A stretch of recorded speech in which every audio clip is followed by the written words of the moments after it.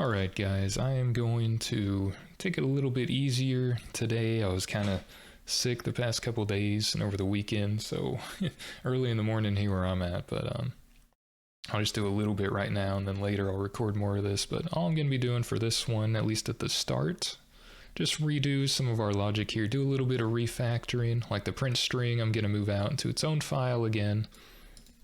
Stuff like that, make it look a little bit better. Maybe the print hex as well. I can maybe add an option to like a print register values, whatever's currently in the registers. I might do something small like that, add it to the menu.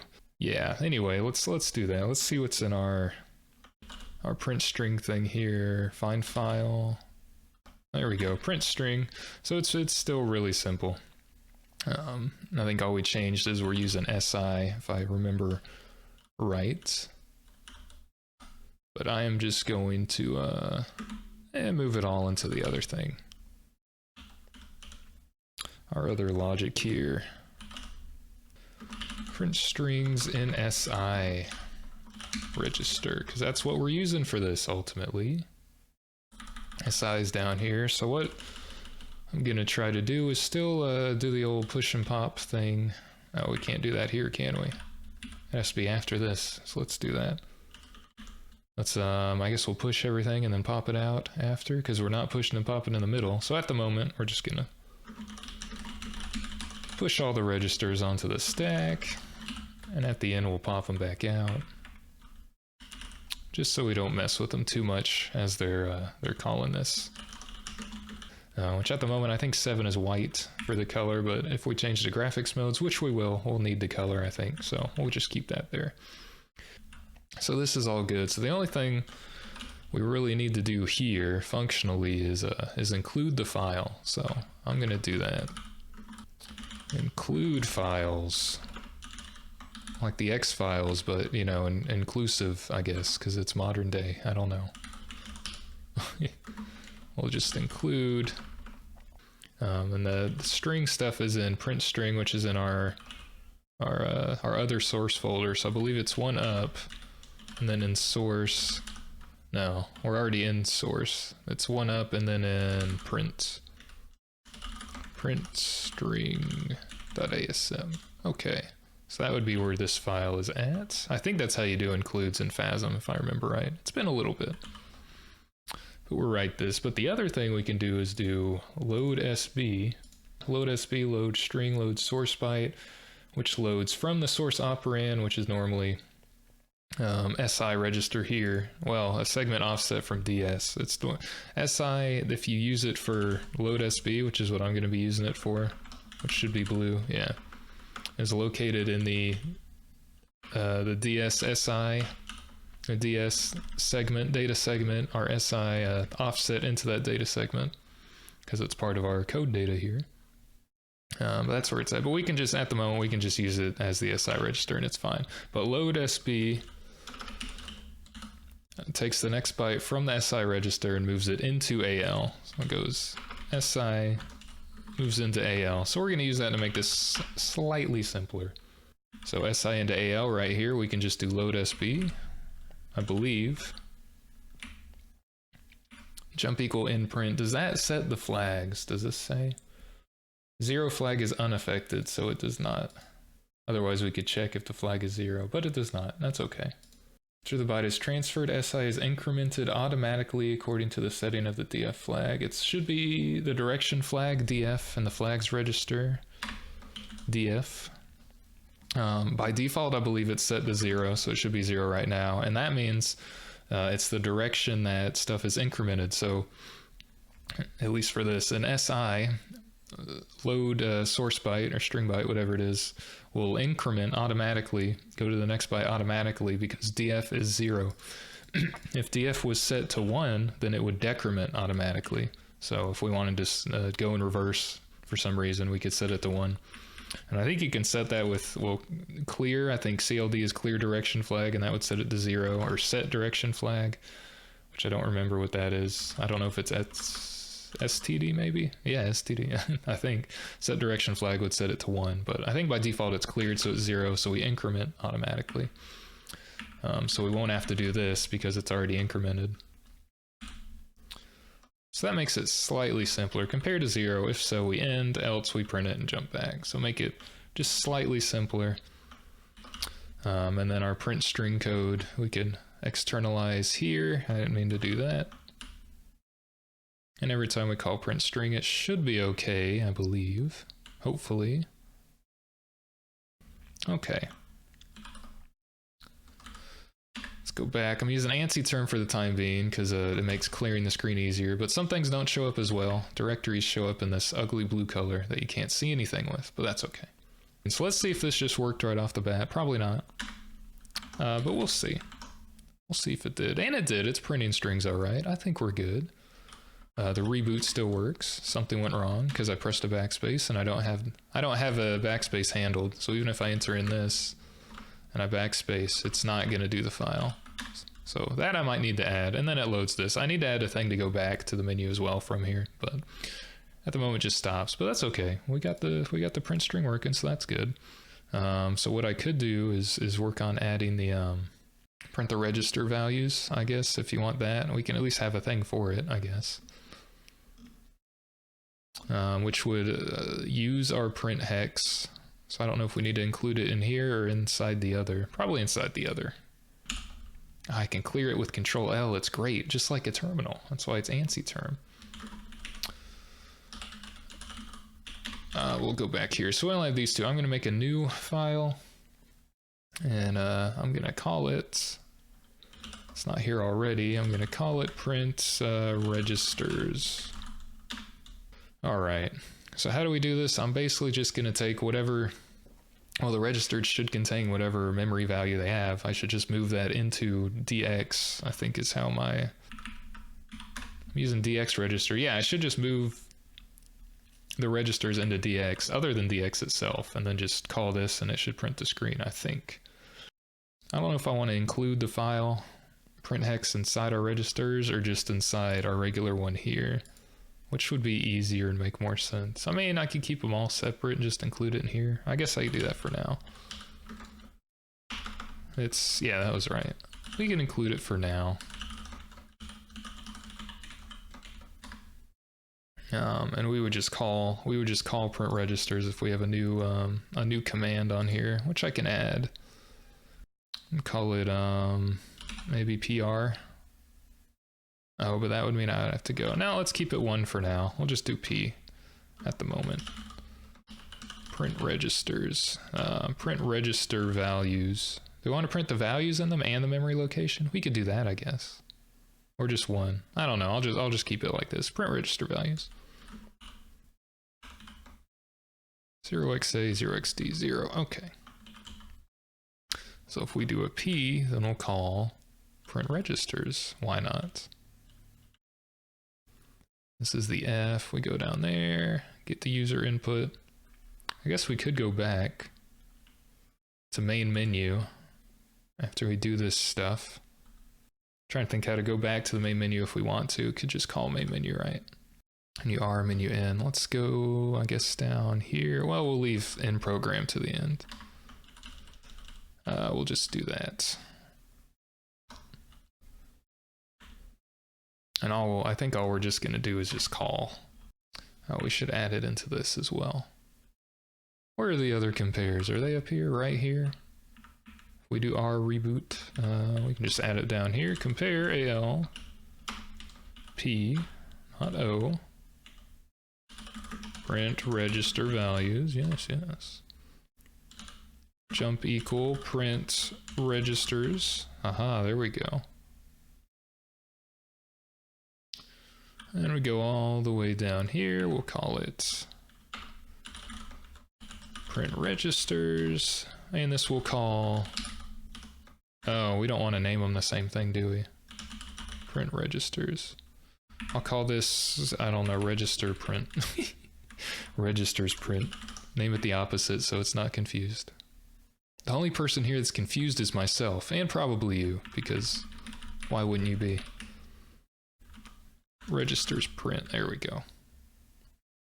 Which we'll call print registers, and when it returns, we'll just go to main menu. Jump main menu whenever we're back. Well, what we could do is call, I'm thinking for the file browser to get back to the main menu, we could, how do I get the key again? It's int16, right? Yeah, AH00 int16. Okay, I'll just do that. And then whenever the user presses anything, we're just gonna go back to the main menu, pretty much. I could do a press any key to continue thing, but let's do that. Let's move AH0 int hex 16, not hex 10, which is decimal 16. Learn that mistake. Learn from that mistake. AH00, let's move gets keystroke. And then we'll just jump back to the main menu. I think that will do well. I think that'll work for this. If it doesn't work, then, you know, it'll be broken and I'll fix it, of course. Go back to main menu. Okay. I think I want a string though. I want another string. We'll put it, command string needs to be last or else it'll be overwritten. Let's do press any key to go back. 0. Go back message. And then we'll move go back message into SI, then we'll call print string, and then we'll be good to go. It needs to be after this. Where's stop? There's stop. Could also search for stop, you know, and it would be there, but okay. Move into SI. Well, the memory location, SI, the memory location at go back message. Call print string. Okay, then we'll go back. We'll do this stuff. Keystroke, go back to main menu. Okay. So what do we want to do in print register? Well, first we can show that that works. Let's just do that right quick. Let's go back to our shell here. Let's show that the menu stuff actually works. I already saved it, which is good. Okay, I didn't do something right. No bootable device. Good. I love messing stuff up immediately, always. It's beautiful. Kernel bin failed. Include print registers file not found. Because I didn't save it. Duh. Okay.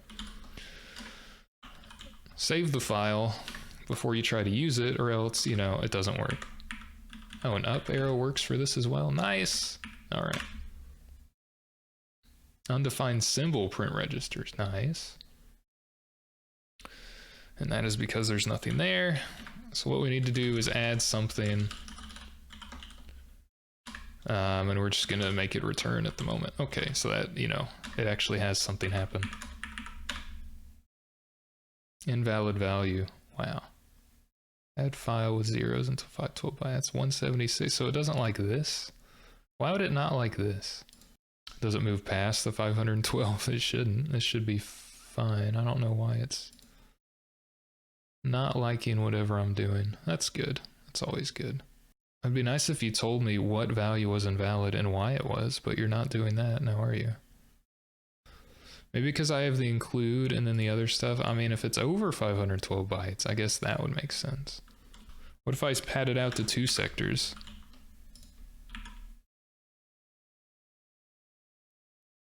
Okay, that works. Why does padding it out to 2 sectors work? Maybe because this takes over 1 sector, and that's why. I would say that might be why. So 512 doesn't work because this goes past 512. That's what I'm assuming is what's happening. So we can't do that anymore. But we can do 2 sectors. Or whatever. And that works. So that's all I think is happening. We must be past byte 512, so that was erroring. Okay, well, that's fine then. We can remove the binaries. All right, so, all right, that looked like it worked. We have ROS, okay. So that loaded. So we have P. P shouldn't do anything but go back to here. And it does. Well, yeah, main menu doesn't reset the screen, so that makes sense. If we do all that and then do R, well, that's not gonna do anything. We do R, it should reboot. Anyway, our reboot works as our screen clear for the moment. We can print. That's broken, which is great. Go back message doesn't do anything. That's nice. But if we press enter, it does go back. So that's nice. Let's turn this off. So we figured that would print, but it did not. Well, what we could do is prep end it with the hex A and the hex D as well. Carriage return in the line feed. We could try that. And box, BOCHS. All right. And it still messed it up. Good. It's messing it up like permanently now. That's always nice. P doesn't do anything. Okay. Well, we're most of the way there. I am wondering why this messes up though. You print this, you print a new line, we print this, a new line, and then this and a new line, but that's not working with the other stuff.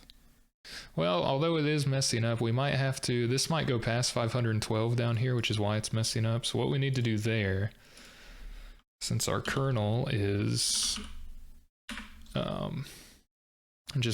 we're making it 2 sectors now, let's load the next sector including what the kernel is including here, because this might reach into the next one and it's not loading it right, and I think that's what's happening. That would be why this isn't loading. Maybe I'm talking out my ass, but we'll see. This one, read kernel into memory. Well, this would be second, not first. I should fix that typo. Second. Okay, kernel we're loading into 2000. Wow, I didn't fix any of these. That's good. Fixing into 2000. Starting sector to read. Number of sectors we want to read. Let's do 2, because we're going to 1024 now. All right. Control L. It's not working. Good. Now it works. Had to press something first. That looked like it worked. All right, let's see what happens if we load both. Okay, we just had to load the next sector. It looks like it reached beyond, it did reach beyond the 512, so we just loaded the next sector. Press any key, it goes back. I should have it reset the screen there, but that's all right. And this should just go back as well. Although reboot will reset the screen. Okay, so we're good.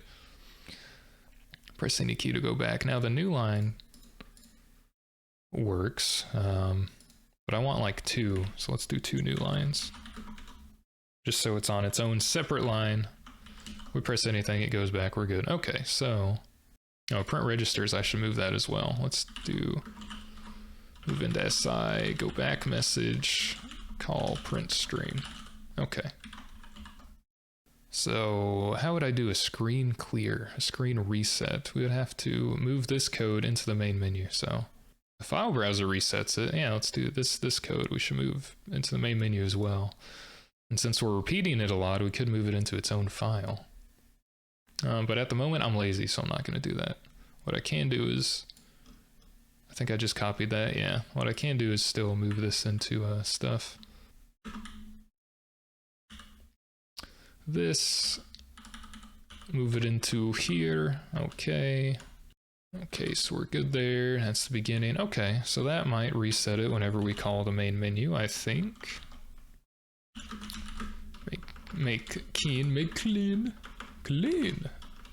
So if we call this, it goes to here. If we go back, that's on its own line. It redoes that. Nice. Okay.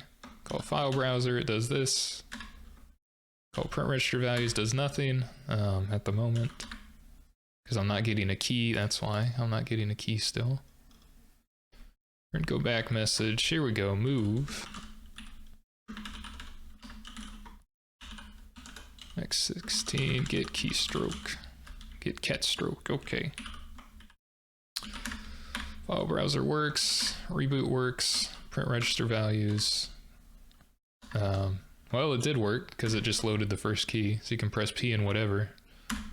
It does not reset the screen at the moment, which I wanted to do as well.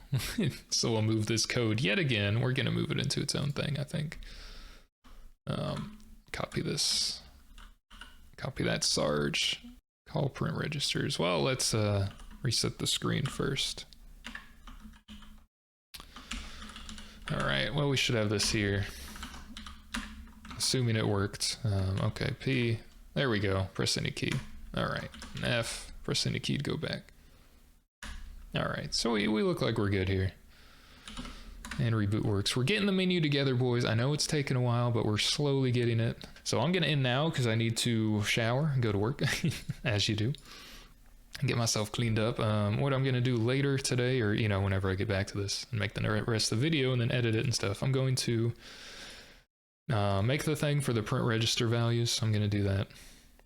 And maybe if I can clean some other stuff up and, you know, maybe move this, call it like screen reset or something, move that into its own file, might do that as well. Make a source screen directory. I'll do that, and we'll go from there, I think. And I might also switch to regular graphics mode because I'm tired of having the skinny screen.